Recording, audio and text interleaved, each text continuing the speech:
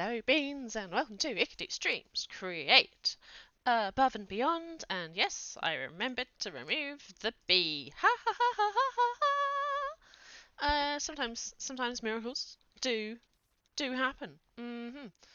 Yes. Now we've got a lot to do, so we're not going to waste no time. We're not wasting any of it because we're working on this bit here. So we're really going to steam through some of this hopefully tonight. And yeah, make a bit of a difference. How is it always nighttime when I start these? How? Literally. No! Over here. Into chapter 2. So we've done all this up here. And we did all of this earlier. So we don't need to worry about that. We grew the sand. We combined the water with the bits and we turned it into the destabilized. We used that to then turn that into the redstone. This is where we are. Right? This one here. So, we need to make the polished rose quartz. So, you can do it like this and you can actually manually create it, but why would you? We're going the mixing route. So you need to take one of these pure crystals that we've got 40 of them so far, not bad, and mix it with some of the destabilized redstone. So you've seen this before, so we're just gonna plow on and get with it. So if we're powering that one there and it's doing the whizzificating, we want to pull that from this, so let's pop it here and see if this messes it up or not. And see if this messes it up or not. That's always a good move. So, we're going to pull the fluid from this tank over here. Let's give ourselves a bit more room for that one. So we'll go there with it. So, wrong way up. There. Into here, so we can then mixificate it, and because it's quite close to that one, it means an arm will be able to grab and put and grab and put, so that's kind of cool. And when we then need to put them back into the grindy thing, we'll probably bring that guy over here somewhere. Doesn't matter. For now, it will do. So, pulling the liquid out of there into here for the mixificator, so we're just going to bring these guys over in an incredibly janky fashion. Hey, it does power it. Okay, I was not expecting that. I was expecting overstressed. So, you know, that's nice. Now we just need to get this twiddling. Which means I could make a let's make a thingy, let's make a box.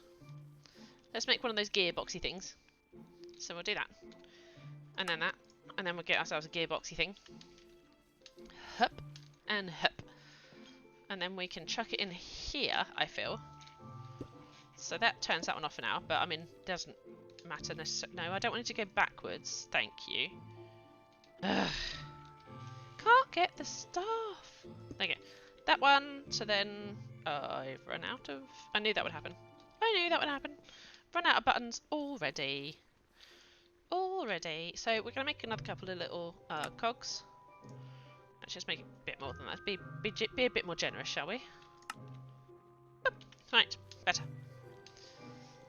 Because then we connect that like so. Because it doesn't necessarily matter which way these guys are. I really can't jump on this because I've got cogs above my head. Right, stand here, better view. There you go. So, we are pulling this liquid into here now, okay? See? So if we make ourselves a little window, you can see. Because I like the little windows. I like seeing the liquid go back and forth. It's kind of cool watching it do the thing. And watching it go through the things. So, we're pulling that into here. Now, we don't need to continue it as a pipe this time. On this instance. Because it's going to combine with the quartz crystal from that line. So that line there. When we get access to the hands that can move things... When these crystals get big enough, I will put a tunnel here, and it'll pull out anything that is this size, not the itty bitty size, but this size, and then the hand can pick it up from this depot and put it into there, right?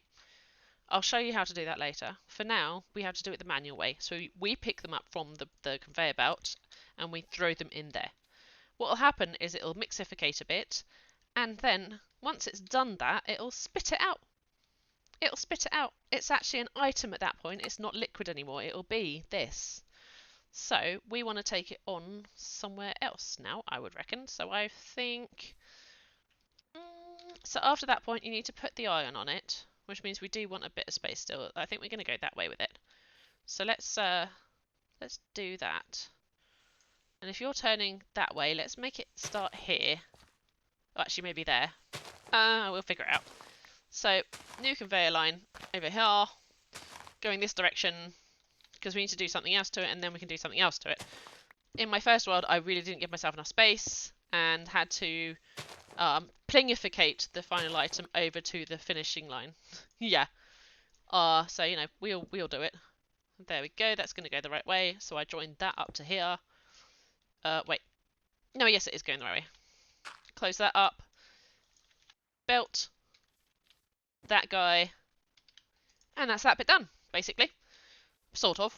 So, we've just jankily joined that up and made the tube come through to a new basin. You can see here, this is where the finished item is going to spit out. All we need to do now is take our pure surface quartz. I'm only going to chuck half in for now.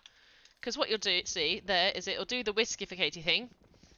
Zwizz! And... hang on. Polished rose quartz. So that literally is that. Done. Job's a good one. So spout a droplet of molten iron onto the rose quartz crystal to create a fully functioning electron tube. So we need to basically now pull into our like system here, into our janky system, some molten iron. Now, a lot of you will go, oh God, that doesn't sound like that. Sounds, you know, you're introducing a heated element to all of this. Don't panic. It'll be fine. Okay.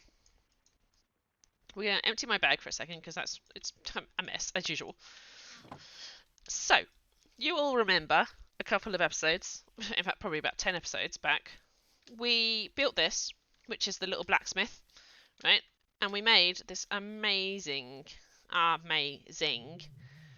Tinker's Forge, right? So this thing here is my smelter. I chuck stuff in here, it gets melted, and it gets spat out into an ingot or a full block, and job's basically done.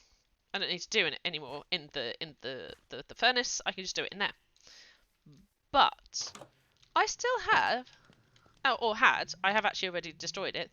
Here was the original small melter. So do you remember this, where you had the basin with the spout above it, the seared melter and the seared heater set up kind of like that, and you'd power that with coal or whatever. I'm going to actually take a lava bucket that I prepared earlier.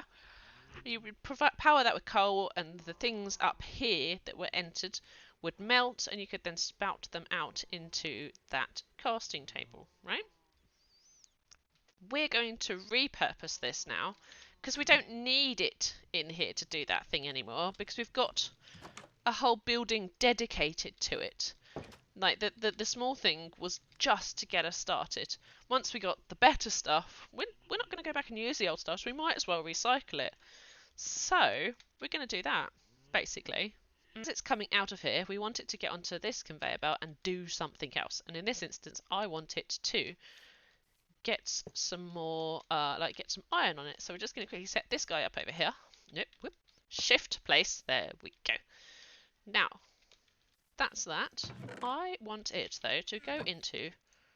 Can I do that? I think I can do that. Yeah, there you go. So you connect that on, and it's now part of that contraption. Yaha. Yaha. So we take a spout, and we place it over the conveyor belt where we want it to sploot on, right? And we connect it with one of the twisty fruity things, because we need one of those. Hup, like that, to get it out into here, into this thing, so that it will then splurge, right? Right, makes sense. So, let's not turn it on just yet. I was going to turn it on, but actually, that would just be a waste of lava. Although I know where to get more. Right, so let's grab some iron nuggets. Iron nuggies. And we need to get that powered somehow. Which makes you wonder if we can... Theoretically speaking, we could just be lazy. So if we come down here... I didn't really want you to get on the conveyor belt, but fine. If I then grab one of the shafts as well, pop a shaft into the assembly line, like that. Attach some cogs.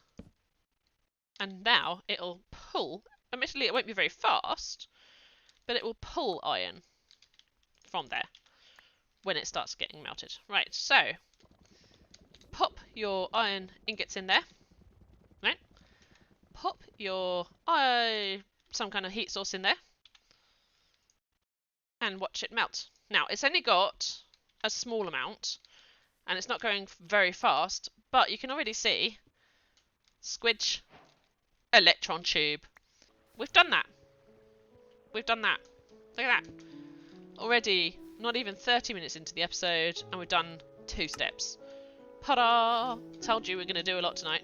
So, and to be fair as well, a lot of chapter 2 is kind of the same. Once you figure out this one, this early part here, how to move water and squidgificate it, the rest of it is kind of the same, and then finally the same. So, like, this one's not as complicated. And now you know some of the machines, it's not as difficult to get your head wrapped around some of the new contraptions that you need to use. So, you know, good stuff. So, let's quickly get back to the base, because now we do need to do something slightly different. And we probably need to also think about getting the final thing set up. Potentially. So, right. Back to the quest line. So we've done all of that.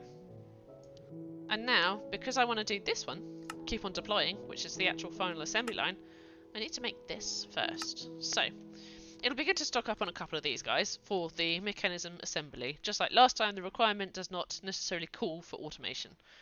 But, these take a long time to break as well, to be fair. So we need to make a screwdriver, and that's basically how you do it. 3 iron ingots and 2 blue dyes will make you a screwdriver. So I need some iron. I think I'm looking in all of the wrong drawers right now. There we go. Iron. And some lapis. Because lapis makes blue. Like so. 2 of those. And then we come over here. And we say we want to do the screwdriver. There. Ta-da! We have got our screwdriver. Now is the final bit. And it's much like the previous one. So, again, I won't go too slowly on this one. But we need to take the kinetic mechanism that we made with Chapter 1, with all the other machines, and we need to pop it on a new assembly line, which is a bit annoying because the 2 of them can't be any further apart, but ignore that for now. Ignore that for now. We need to take the kinetic mechanism from Chapter 1, and we need to stuff an electron tube in it, stuff another electron tube in it, and then finally we need to use a screwdriver in a deployer for it to be turned into the precision mechanism, which is the main assembly for Chapter 2.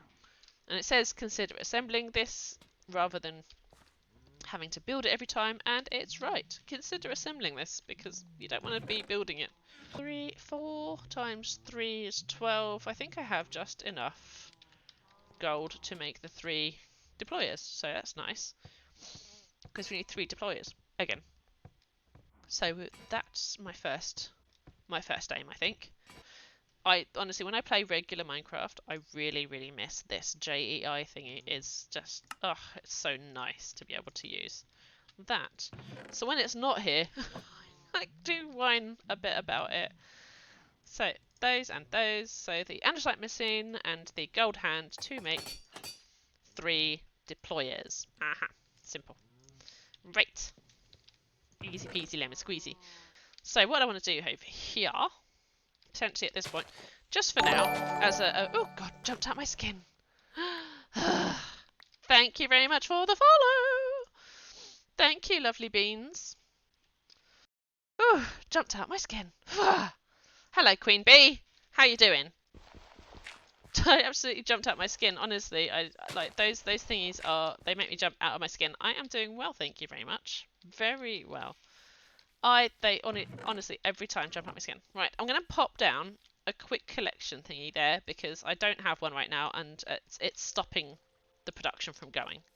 So I kind of want the production to keep going even if I'm not here. So pop a box there and a chute there. Shift to get the chute in place. And that's that. And then we're going to chuck those back onto the conveyor belt because they never got their iron treatment. So they'll get through the iron treatment there. I am actually living in the UK at the moment. You are pretty. I am pretty. Oh, so pretty. I hope you know that reference. I hope you know that reference. So yeah, we've got that going in there now. Lovely jubbly. We'll pop another water wheelhouse down. And get that going instead. Right. That there, which means I'm going to pop another belt there for now as well, just so I can pop this down, and then we can place the deployers in the right place. So, deployer, and another deployer there. Simples. If we then get our second... This is why I made some... This is why I made some... Absolutely thank you to Queen Bee. I always support a fellow bee. Actually, let's make this one further over, and then it'll be better. There we go. This is why I made extra water wheels, because I knew I'd probably have to build another water tower thingy. Because yeah, that's another whatchamacallit, wheelhouse. There you go. Struggling with words today. Right, I could. Actually, let's hang on. That way around? No, other way around. No, still not. Hang on. Bear with me. That way around. Because then I can connect them all like that. Easy peasy. 2 and 3. Right. Perfect. Okay. So we go up here. 3. I'm going to take this down another 2. So I've got the maximum amount of effort coming from it. There we go. And up. So then we've got 1, 2, 3. So then we go with the water wheel here. And here. There we go. Lovely. And then we come up here, like so, just to surround it. And then we need some water. More water! Ba-da-ba-ba-ba-ba-ba-ba. As we get this going. Told you it'd be a busy episode. Very busy episode. So, water. And more water. As we get that sorted. And then we can bring that out here. So we've got the power source coming out. Like that. All I want to do then... And I could make this completely janky, but I might not. I might not. Because we could just use some more tubes and some more gears. So we can try that. So andesite casing with some of the cogs to turn things around. Because the cogs, the gear shafts, turn corners. And that's what we want to do. So we're going to turn a corner there. And come over. Probably up as well. Because we need to join it to that. So up. Up. And then we're going to go over. So if I take one of my gearboxy thingies here. And then one of my shafts. Another one. There we go. Easy. Easy. And they're all linked up, so that's nice and tidy, isn't it? That's clean. We like clean sometimes. Right. So as before, I want to have a box above here. So I'm going to quickly just make another workbench rather than going all the way back and finding another one, because at this point, it's not good when you're halfway up a machine trying to get that sorted. So we're going to pop a box up here, because we can pop all of the new electron tubes here in it. In fact, yeah, I think it probably is a good idea to have that in the middle there. Because we can always take it out and then plingificate it into this. Yeah, that makes sense. Right, screwdriver goes into the last guy here on the thing, which whoops, Don't put it in the filter, put it in the hand. There we go. He's now holding that. Let's quickly sleep so we can actually see what we're doing and we don't have a worry about creepers. And we'll get the other bits going, potentially, and see where we get to. See exactly where we get to. So we're going to need some more of the contraptions from the first chapter. So let's grab some of those from this box, which we've already got quite a healthy supply. So we're going to grab 2 stacks of those and bring it over here. Bum, ba-dum, bum, bum. Right. So, because what I'll do is I'll probably take this off at some point, but I need to get the electrons from out of here, please. Thank you. Because the electrons should end up in there. They'll get we'll pling them. We'll pling them. I might even move this twiddly thing to the other side to give myself a little bit more space. So, but we'll pling them, it'll be fine. So now you can see, if I go down one, you've got electron tube. They're not equally based at the moment, but that's fine. You can always take them out and hand do it. Like that. 1 and 2. I didn't really want to add the filter, I wanted to put them in the hand. Silly. 8 and 8, that'll do. Because what we need to do now, so we've got the 2 electron tubes there, and the screwdriver there is now, I really need to get that moving, I suppose. So let's hook that up to this guy. Oh, I guess that's going to end up in the box of stuff. Yeah, whoops. Why do I never give myself enough space, huh? Why? Oh. Sir.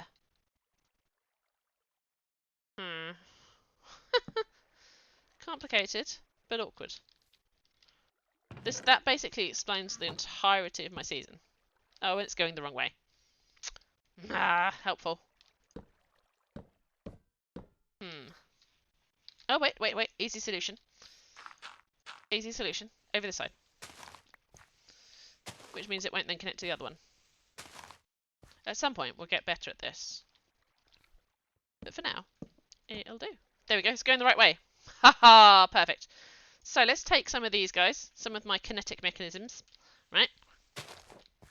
And we're going to let a bit of mud go down the aisle first, because, you know, good luck. We're going to chuck some of those on there, and you'll watch now. It goes pleh, and it gets changed to incomplete, to slightly more complete, to precision mechanism. So if I come over here, get the dirt off of here. That is that. It is that simple. That is that. That is now made. We have access to the precision mechanism. Yeah, that is finally what we need for the end of chapter 2. We're now kind of at the end of chapter 2. Just need to make the brass machine with the brass casing. Here's where things get a bit complicated. Yeah, you knew this was coming, didn't you? You knew this was coming. In order to do that, we need to make brass. In order to do that, it gets weird, because you need to put brass in there. The only way to make brass is this. So you need to take molten copper and molten zinc and mix it to make molten brass, and then you can have that come out into a tube, into another thing. So we do need to make some more things before we can actually call this completed, because we have the precision mechanisms, but we can't actually make the brass machine yet. It's always complicated, but it's worth it. Right, we're going to dig down a bit so we can have a hidden water wheel again. We're far enough away from that hidden water wheel that we can actually just do this here, so we don't need to worry too much. We're just going to discreetly hide it in the ground, which is a thing. So, there we go. Right, take the water wheel. Find the middle of your 3x3. Stand on it, jump and place. Easy peasy. What you want to do then is find a point like that, so that then you're blocking it, so the water will go here. So let's quickly grab some water. I've got some in my base, because I've got the water source, the permanent water source in the corner. I'm making this one up on the fly, because I didn't expect we'd get that far in this episode, and we did. So we're going to make it up on the fly. You'll get to see the thought process. There we go. Right, so water goes there, which means this turns and makes me 256 speedy unity things. I still don't know what that stands for, you know. Stress units, maybe? Right, fill this in so that we don't fill up the middle one. So we don't fall in. Lovely. Very good. We're going to have to speed this one up, I think, because it's going to have to power one of the whisks. And those do need a lot of effort, but that's fine for now. Right. So let's, for example now, let's put that there. So we kind of know where it's going. Kind of. And then I want my seared, melter, and smelter, because I need to get it into here. So maybe they go here, like that. And like this. Because then we melt copper in one, and zinc in the other. Two of these. One and two. Don't know why that didn't... There we go. 1, 2. Cool. Because I want to pull it from you and you. Which means actually I wonder if I put them there. Hang on. 1 and 2. So 1 and 2. Oop, wrong way round. 2. Nope. Shift. There. So then we can put a cogwheel there. And it'll power both of them. Like that. Yaha. So then all we need to do is we need to get it from there up. So we go 1, 2, and then up 1, and then we pop a gearbox, a sideways gearbox, like that. No, not quite there. There. So that those two are now pulling. So then all I need to do is that to get that one in, and that to get that one in. We're going for compact. Hey, Morty, how you doing? We're going for compact. The tightest corner that you could possibly ever manage. And now, I don't know... I mean, I could add another cog. Hang on. This is why we have scaffolding, so we can get above the things, so we can actually see what we're doing. I could add a cog there, and bring it over. But this guy likes speed. So big to little, on the corner. So then, I wonder if I can just... 128, that's fast enough, that's not complaining. Wow, look at that for a brass maker that's nice and compact. It's only taking up 3 by 3. Oh, look at me, I'm so clever. I mean, you know, not going to cackle like a mad scientist, but I will. Right, let's see if this works. It should. I feel like it should. So, we need some copper. It's really compact, actually. I'll explain what it's doing in a second. But let's grab some copper and some zinc, because that's what we need to make brass. Because remember how you were saying, oh, why don't you just make the brass thing? Copper and zinc, brass. So, which is what we're basically trying to do here now. Basically, right. So, here's my thought process, which I've never done this before. So, you know, this is a thing. This is a thing.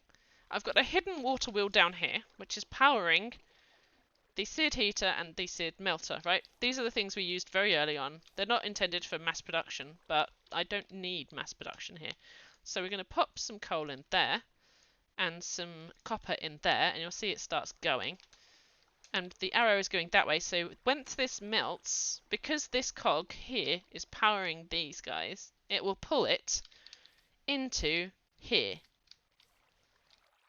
Look at that. Right, then we do the same on this side. So we take the coal that I've got, and we chuck some zinc in this side, so it melts up.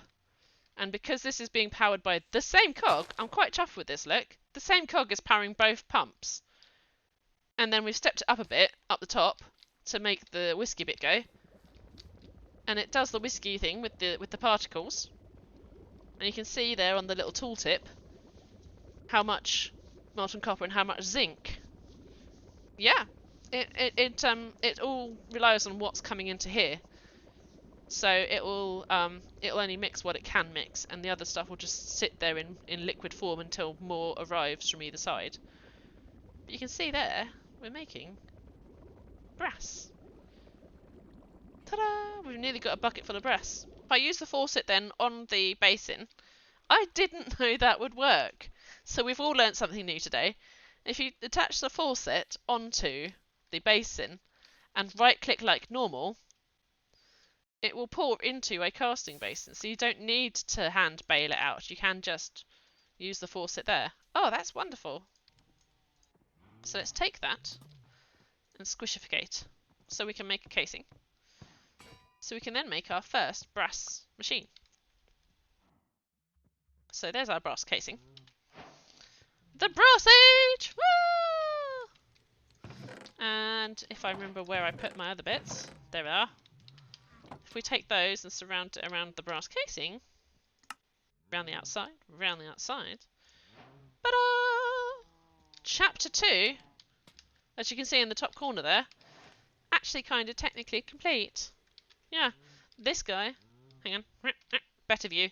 This guy, there, is, sir, you're interrupting my stream. Get off my house. Oh dear, never mind. This is the end of chapter 2, the brass machine. So we can come up here, and you can see this. Chapter 2 complete. Oh my days. How fast was that for a chapter? How fast was that? So if I quickly make some space in my bag, we can actually mark that as complete now. Job is a good one. Boop, boop, and boop. To say thank you very much. Because we have our brass machine. Now, I'm going to quickly give you a very short snapshot of what the brass machine means for us. It means quite a lot, though, so this might be a bit of a download, okay?